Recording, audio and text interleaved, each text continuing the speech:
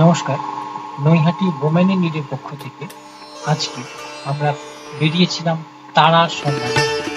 পেয়ে গেলাম ভবিষ্যতের পথ Swagata Maiti, solo singer Dotara band. একজন সোলো সিঙ্গারের ব্যান্ড তৈরি করার কাহিনী শুনবো তার মুখ থেকে।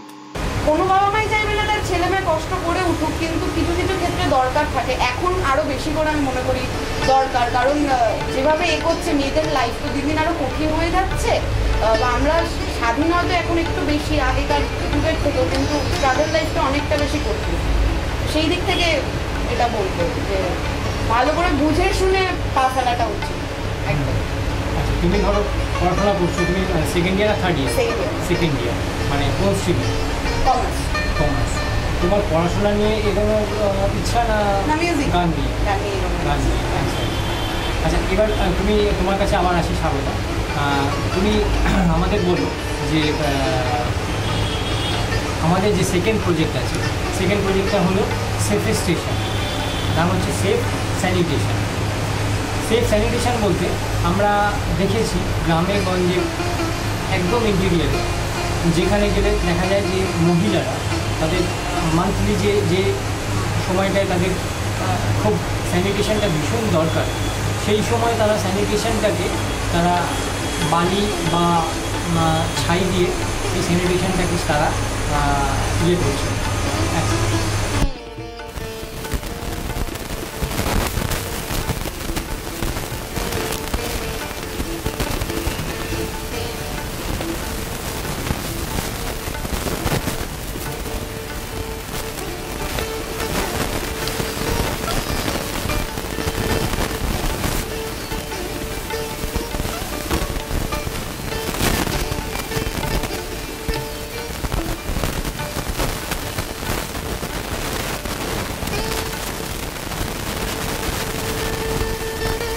আমি হয়তো পৌঁছতে পারিনি, বাট যেটুকু আমি দেখেছি আমার চোখে দেখা,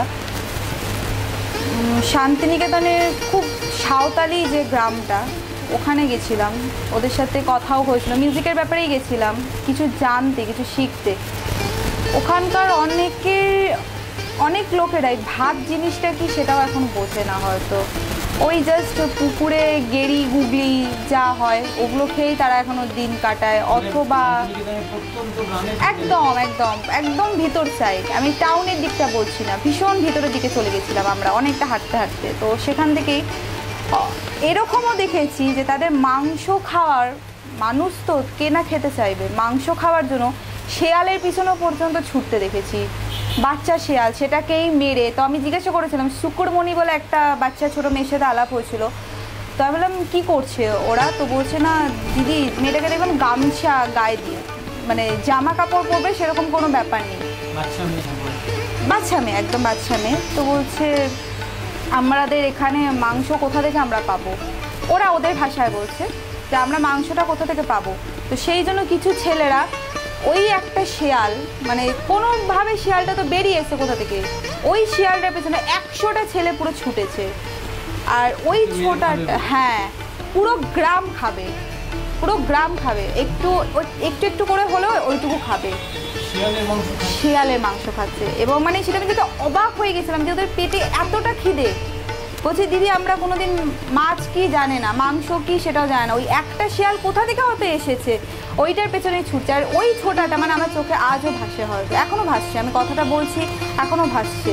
মানে 100টা ছেলে গায়ে গামছা দিয়ে পা চিড়ে যাচ্ছে, কি হচ্ছে কোনো দিকে না, ওই শিয়ালটার পেছনে ছুটে বেড়াচ্ছে, মানে ধরবেই।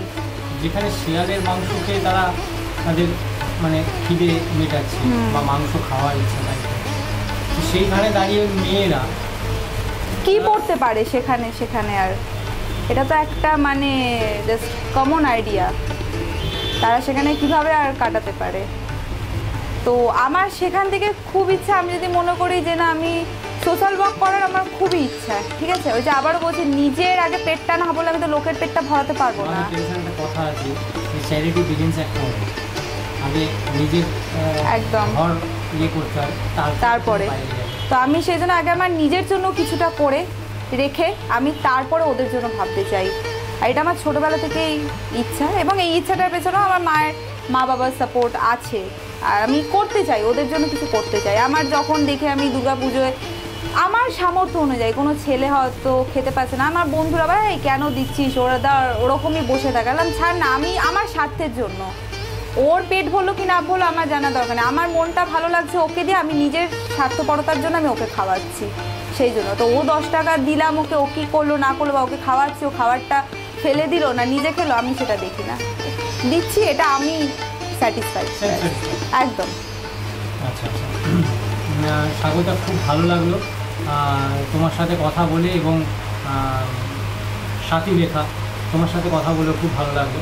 এবার আমার এত সুন্দর লাগছে এই ঘরটা কি তোমাদের মিউজিক অ্যারেঞ্জমেন্ট হয়? একদম একদম, দোতারার জন্ম এই ঘরে, দোতারার জন্ম এই ঘরে।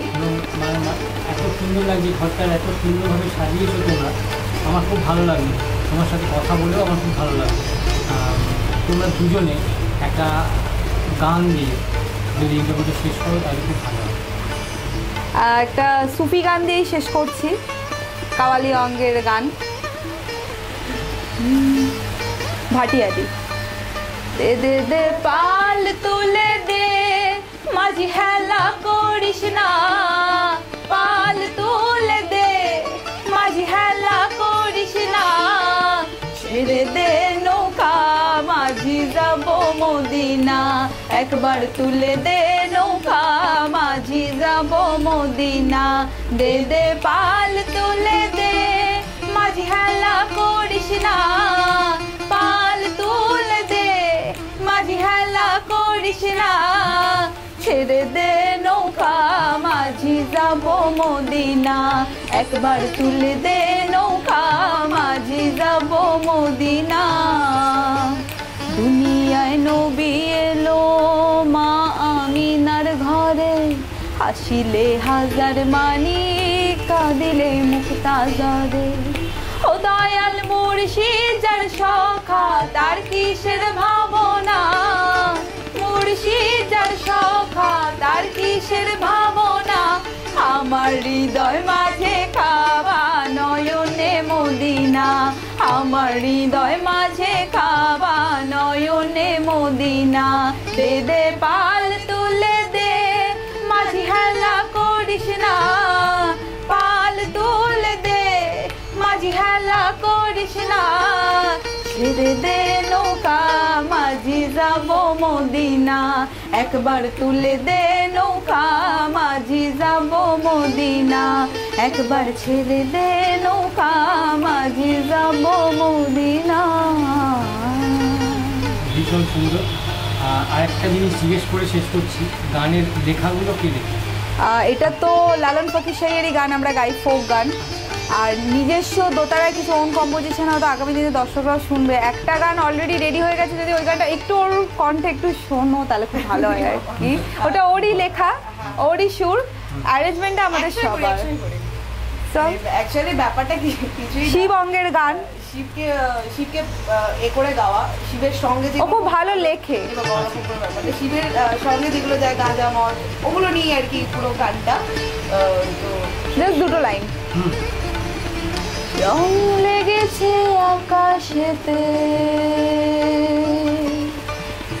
রং লেগেছে আকাশেতে, নাকি লেগেছে মনে, এবার গাঁজা খাবো কি, নাকি সিদ্ধি খাবো কি, শিব ঠাকুরের নাম নিয়ে লেগে পড়েছি, ভাইরে শিব ঠাকুরের নাম নিয়ে লেগে পড়েছি। রং লেগেছে আকাশেতে, নাকি লেগেছে মনে, রং লেগেছে আকাশেতে, নাকি লেগেছে মনে, এবার গাঁজা খাবো কি, নাকি সিদ্ধি খাবো কি, শিব ঠাকুরের নাম নিয়ে লেগে পড়েছি, ভাইরে শিব ঠাকুরের নাম নিয়ে লেগে পড়েছি, ভাইরে শিব ঠাকুরের নাম নিয়ে লেগে পড়েছি। এইরকম। খুব সুন্দর লাগলো, খুব সুন্দর লাগলো। তোমাদের দোতারা ব্যান্ডের ভবিষ্যতে সাফল্য কামনা করে আমরা আমাদের শেষ করি।